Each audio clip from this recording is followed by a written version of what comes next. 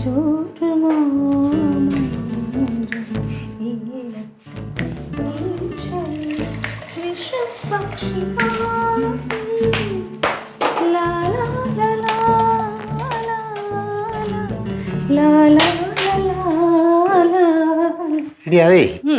ആ പഴയ പാട്ടുകളുടെ ഒരു സൗന്ദര്യം സത്യം പറഞ്ഞാൽ സൂപ്പറാണ്. അതിൻ്റെ ആ വരികളും ആലാപനവും അതിൻ്റെ അർത്ഥവും സംഗീതവും സത്യം പറഞ്ഞാൽ ഇപ്പോഴത്തെ പാട്ടുകൾക്കൊന്നും ഒരു സാധനമില്ല. സത്യം ഒരു ഫീൽ ഇല്ല, നമ്മുടെ മനസ്സിനെ ടച്ച് ചെയ്യാനുള്ള ആ ഒരു പവർ ഇല്ല. അതാണ് പ്രശ്നം അല്ലേ? ഈ പുതിയ പാട്ടുകളൊന്നും സത്യം പറഞ്ഞാൽ ഒരു വരി പോലും എനിക്ക് പാടാൻ പറ്റുന്നില്ല. അത് ചേട്ടന് പാട്ട് അടക്കണത്തുണ്ടോ? പാട്ട് പാടാൻ അറിഞ്ഞുകൂടാത്തോണ്ടൊന്നും അല്ല, പാടാൻ പറ്റാഞ്ഞിട്ട് അല്ല. വലിയ പാട്ടുകാരുടെ അത്രയും പാടാനുള്ള കഴിവില്ല. എൻ്റെ ശബ്ദത്തിനൊരു പ്രത്യേകത ഉണ്ടെന്ന് പലരും പറഞ്ഞു. അത് ശരിയാ, പാട്ട് പാടാൻ പറ്റിയ ശബ്ദമല്ല എന്തായാലും. അതെ, ഈ അടുത്ത സമയത്ത് ഞാൻ നമ്മുടെ ചായക്കടയിൽ ആ ജംഗ്ഷനിൽ ചായക്കടയിൽ ചെന്ന് ചായ കുടിച്ചുകൊണ്ടിരിക്കുമ്പം ചായക്കടയിൽ നിന്നൊരു പാട്ട് കേട്ട്, പുതിയ പാട്ടാ. എന്തു അതിനകത്ത വരികൾ ഒരർത്ഥവും ഇല്ലടി. സത്യം പറഞ്ഞാൽ എനിക്ക് ഛർദ്ദിക്കാൻ തോന്നുന്നു.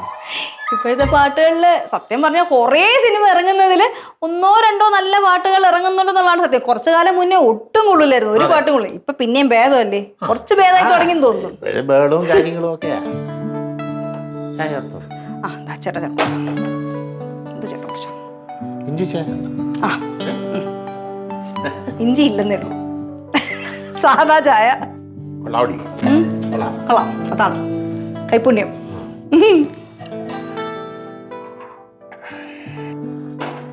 അടി അതെ, അവളെന്ത് ഇറങ്ങി? അവൾ അമ്പലത്തിൽ പോയി. അമ്പലത്തിൽ പോയി? ഓ, അതെന്ത് പറ്റി? നമുക്ക് ഓരോ ദിവസം ഓരോ മൂഡാണല്ലോ. ഇന്ന് അമ്പലത്തിൽ പോകാനുള്ള മൂഡ്. അല്ലെങ്കിൽ ഞാൻ അമ്പലത്തിൽ പോകുമ്പോ നീ വരണമെന്ന് ചോദിച്ചു കഴിഞ്ഞാൽ എനിക്ക് മൂഡില്ല എന്ന് പറഞ്ഞിരിക്കും. ഇന്നത്തെ അവളുടെ മൂഡിൽ അമ്പലത്തിൽ പോയി. എന്താണോ എന്തോ. എന്റെ സാറേ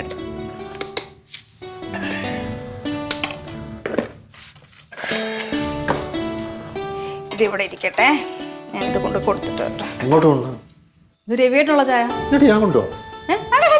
നീ ഇവിടുത്തെ പണി ചെയ്തു.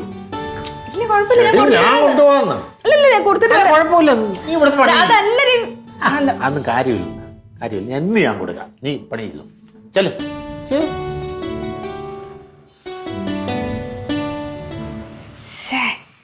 എന്റെ കയ്യിലെ ചായ കിട്ടിയില്ലെങ്കിൽ രവിയേട്ടന് ശരിയാവില്ലെന്ന് മണിക്കുട്ടൻ ചേട്ടനോട് ഞാൻ എങ്ങനെ പറയും? അല്ലെങ്കിൽ പിന്നെ വേണ്ട, ഇന്നൊരു ദിവസം മണിക്കുട്ടിയുടെ ചായ കുടിച്ചില്ല എന്ന് പറഞ്ഞിട്ട് ഭൂമി ഇടിഞ്ഞ് വീഴത്തൊന്നുമില്ലല്ലോ. എന്നാലും പെട്രോളിന് ഇന്നും വില കൂടി. ഫസ്റ്റ് എങ്ങനെ ജീവിക്കും? പെട്രോളിന് വില കൂടുന്നതനുസരിച്ച് സാധനങ്ങൾക്ക് വില കൂടും. ആകെപ്പാടുള്ളൊരു സ്കൂട്ടറാണ്. ആ സ്കൂട്ടർ മെയിൻറ്റെയിൻ ചെയ്യാൻ പോലും പറ്റുന്നില്ല, പെട്രോളിന് തീ പിടിച്ച വില. ഇങ്ങനെ പോയാൽ എങ്ങനെ ജീവിക്കും? ഇനി സൈക്കിളായിരിക്കും വേണ്ടത്. എന്ത് വിലയാ? പെട്രോളിന് വില പിടിച്ചു. അപ്പോൾ ഞാൻ ആലോചിക്കായിരുന്നു ഇനി സൈക്കിൾ ഓടിക്കുന്നതായിരിക്കും നല്ലത്. അത് പിന്നെ എപ്പോഴും അത് തന്നെ അല്ലയോ. സൈക്കിളാകുമ്പോൾ നമ്മുടെ ആരോഗ്യത്തിനൊരു പുഷ്ടിമയും ഉണ്ടാവും, കാശ് ചെലവില്ല. അത് നേരാ, സൈക്കിളോട്ടുന്ന ആരോഗ്യത്തിന് നല്ലത്. അത് എൻ്റെ അളിയാ, എൻ്റെ ചെറുപ്പകാലത്തുണ്ടല്ലോ ഒരു ദിവസം ഞാൻ 200 കിലോമീറ്റർ വരെയൊക്കെ സൈക്കിൾ ചവിട്ടുമായിരുന്നു. 200 കിലോമീറ്റർ? 100 കിലോമീറ്റർ എങ്ങനെയായാലും ചവിട്ടും. ഒരു ദിവസം 100 കിലോമീറ്റർ? 50 കിലോമീറ്റർ ചവിട്ടാവല്ലോ. 50 ചവിട്ടും? 25 ചവിട്ടും. എന്തിനാ ഇങ്ങനെ തർക്കിക്കുന്നേ? ആവശ്യമില്ലാത്ത കാര്യത്തിന്. 25 കിലോമീറ്റർ അങ്ങോട്ടും 25 കിലോമീറ്റർ ഇങ്ങോട്ടും. 50 കിലോമീറ്റർ തന്നെ മണിക്കൂട്ട. അതൊക്കെ നല്ല ആരോഗ്യത്തിന്റെ ഒരു ചായ കുടി. ചായ എനിക്കോ? അല്ല, മണി എവിടെ? അവൾ അടുക്കള. അവളെന്തോ എനിക്ക് ചായ കൊണ്ടുവന്നില്ല.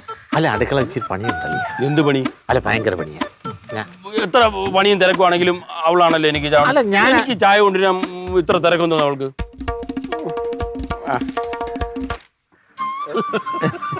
അല്ല, എന്തളിയാ? നല്ല പിടി കിട്ടിയളിയാ.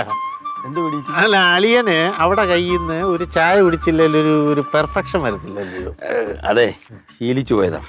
ഈ മണിക്കുട്ടി എൻ്റെ ലൈഫിൽ വന്നതിന് ശേഷം അവളുടെ കൈ കൊണ്ട് രാവിലെ ഒരു ചായ കുടിച്ചില്ലെങ്കിൽ അന്നത്തെ ദിവസം ഒരു ഉഷാറും കാണൂല. അവിടെ സ്വഭാവം എന്ന് പറഞ്ഞുണ്ടല്ലോ അളിയ, സ്നേഹിച്ചാൽ നക്കിക്കൊല്ലും, എതിർത്ത് കഴിഞ്ഞാൽ കുത്തിക്കൊല്ലും. അത് അളിയൻ പറഞ്ഞ ശരിയാ. അത് ഞങ്ങൾ കുടുംബക്കാർക്ക് എല്ലാവർക്കും ഉള്ള പാരമ്പര്യമായിട്ട് കിട്ടുന്ന കുടി, ചായ കുടി. എന്തായിരുന്നാലും ഇന്ന് ആ പതിവ് തെറ്റിക്കാം. എൻ്റെ മണിക്കുട്ട അളിയൻ്റെ കൈ കൊണ്ടൊരു ചായ കുടിക്കാം.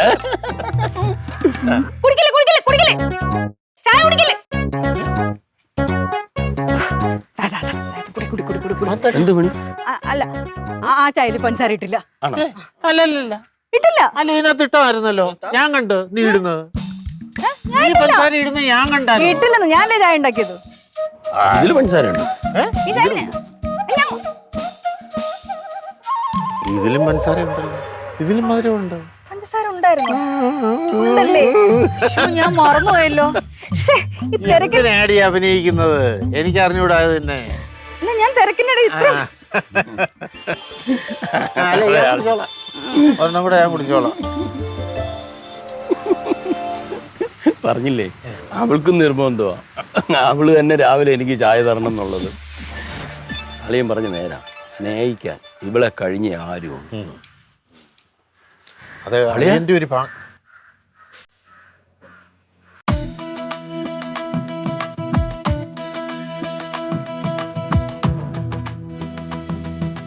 അളിയ വളരെ അപൂർവമായിട്ട് ഈ നാടൻ വസ്ത്രത്തിൽ എൻ്റെ മോളെ കാണാൻ പറ്റുള്ളൂ.